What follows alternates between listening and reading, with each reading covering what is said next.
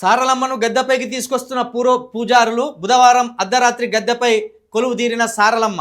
ఇక్కడ బహుజన పూజారులు ఉంటారు. ఇక్కడ మన వాళ్ళందరూ బహుజన పూజారులే ఉంటారు. ఇటువంటి వాటికి బ్రాహ్మణ పూజారులు రారు కావచ్చు, ముఖ్యంగా అయితే బహుజన పూజారులే ఉంటారు.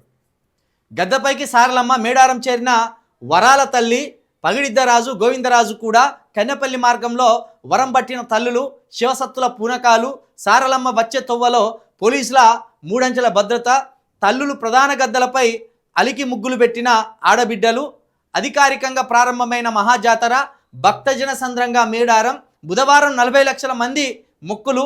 నేడు గద్దెపైకి సమ్మక్క. అసలు సమ్మక్క సారక్కల చరిత్రను జాతరగా మలిచిన వాళ్ళు ఎవరో మరీ ఏందో. సమ్మక్క సారలమ్మలేమో రాజులు, వీరవనితలు, రాణులు. వాళ్ళు చేసిందేమో కాకతీయుల మీద యుద్ధం.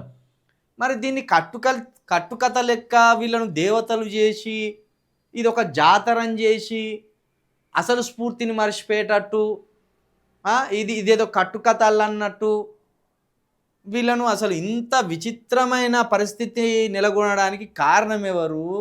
ఆ చరిత్రలోకి పోయి చూస్తే కొంత మరి దీనికి ఏమన్నా ఎక్కడ ఆధారం దొరుకుతుందా? సమ్మక్క సారక్కలను దేవతల లెక్క చేసి ఒట్టి కత్తి కథలు వీళ్ళు పుట్టలేదు అనే కాడికి తీసుకొచ్చే ప్రయత్నం చేసిన దుర్మార్గులు ఎవరు అసలు? ఇంతమంది సమ్మక్క సారక్కల స్ఫూర్తి పొందితే మంచిది. ఎందుకంటే వాళ్ళు రాజులను ఎదిరించి రాజులతో యుద్ధం చేసి ఆ యుద్ధం చేసే క్రమంలో వీరమరణం పొందింది. ఆ వీరమరణాన్ని మనం ఇప్పుడున్న దోపిడి దొంగల మీద, ఇప్పుడున్న ఆధిపత్య కులాలకు సంబంధించిన రాజకీయ నాయకుల మీద అలాంటి రాజకీయ యుద్ధం చేయడానికి సమ్మక్క సారక్కలను స్ఫూర్తిగా తీసుకుంటే ఇది మహా అద్భుతంగా ఉంటుంది. కానీ సమ్మక్క సారక్కలకు మొక్కులు చెల్లించి బంగారం మొక్కులని ఇట్లా చెల్లించుకుంటా ఒక మత్తులో పడి అసలు సమ్మక్క సారక్కల చరిత్రనే తెలుసుకోకుండా, వాళ్ళ యుద్ధ నీతిని తెలుసుకోకుండా, వాళ్ళ యుద్ధ వ్యూహాలను తెలుసుకోకుండా, వాళ్ళ రాజకీయపరమైన యుద్ధాలను తెలుసుకోకుండా ఒక భక్తి పారవశ్యంలో మునిగి తేలుతున్నారంటే మనం అక్కడ నుండి ఏం స్ఫూర్తి పొందనట్టే. ఇది మొత్తం ఒక కట్టుకల్పితం లెక్క తయారు చేసింది. దీన్ని పూనకాలు వచ్చినట్టు ఊగిపోతాను. అసలు చరిత్రను ఎక్కడో గంగల కలిపిండ్లు, పూనకాలం తీసుకొచ్చే జాతర లెక్క దీన్ని చేసి పడేసింది. బహుజన రాజ్యం వస్తే సమ్మక్క సారక్కలకు సంబంధించి ఒక పెద్ద మ్యూజియం కట్టాలి.